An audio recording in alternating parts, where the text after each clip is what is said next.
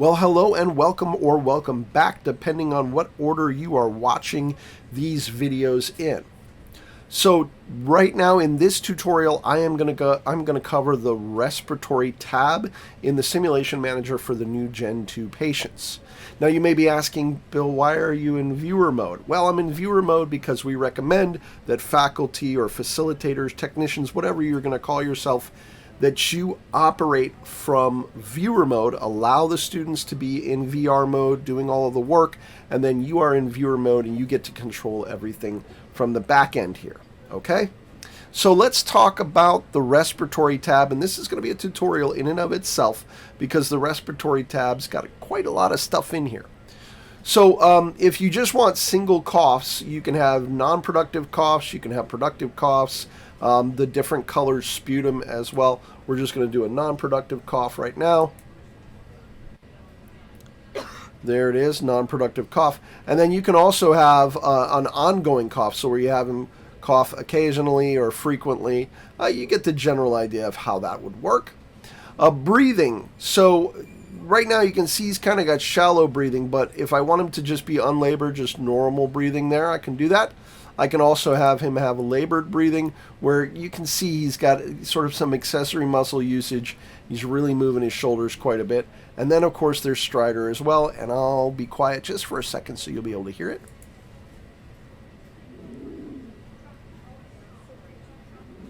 Yeah, you can kind of hear that.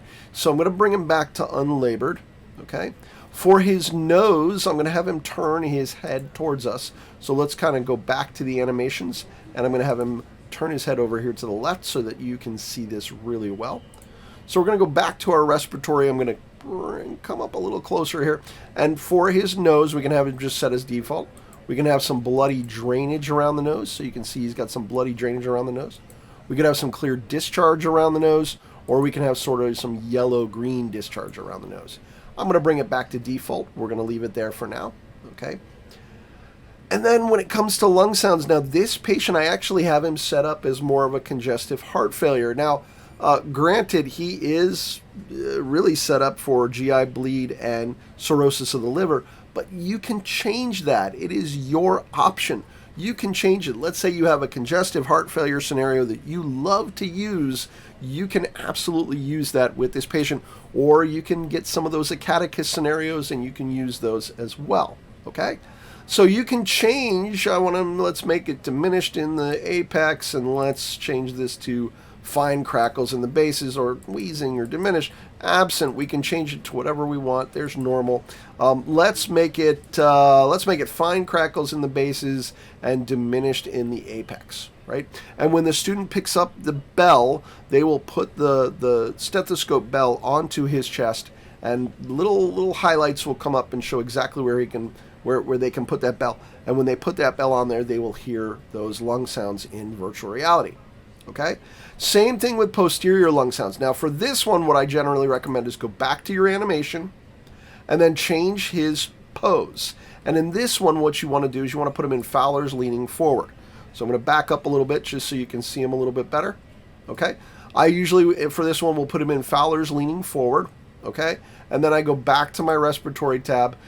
Again, I usually have these set and I have my scene saved, and you can see that's what I did here, is that I set all of what I wanted and then I saved my scene, but you can change it on the fly.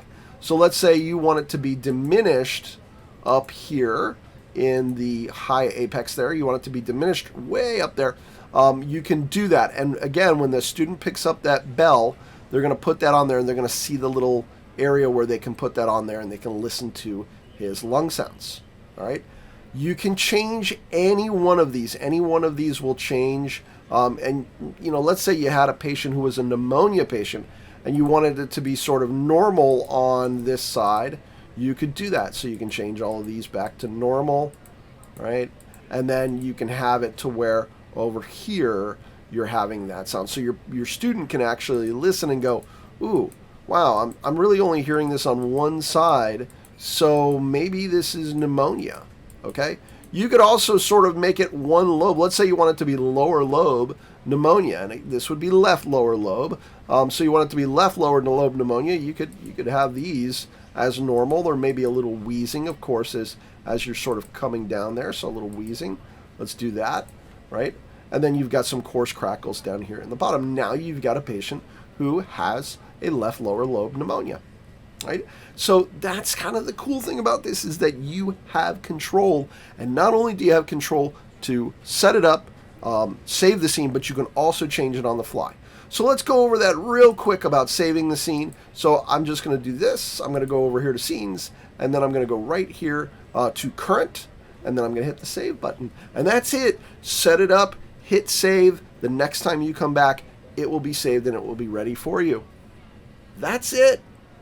That's it. Or operate on the fly. If you like to operate on the fly, you can do that as well. Okay? Hey, thanks for coming to this tutorial. It's always great to have people, interested in what's going on here in Acadicus and using it. That's the best part, is using it and having the students go, wow, this was really amazing.